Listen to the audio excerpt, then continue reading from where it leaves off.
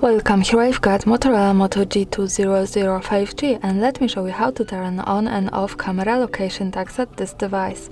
So let's start by tapping on camera button to open it, and for now we are on standard photo mode. From here let's go to right corner button so we can open camera settings, and now let's focus on save settings category. Here we can find save location option, so by using the button from the right we can easily turn it off and turn it on as we need, and this option allows us to save the information about the place where we take a picture in the details about it. Here also important thing is that to make it work correctly, when we want to save actual location of our photo, we have to be connected with the internet, for example with Wi-Fi or mobile data, and we have to also turn on the location of this device, so remember about these two parameters, location and the internet, to make it work. Now let me keep turning on all of the settings. Let's move back to camera to take a photo.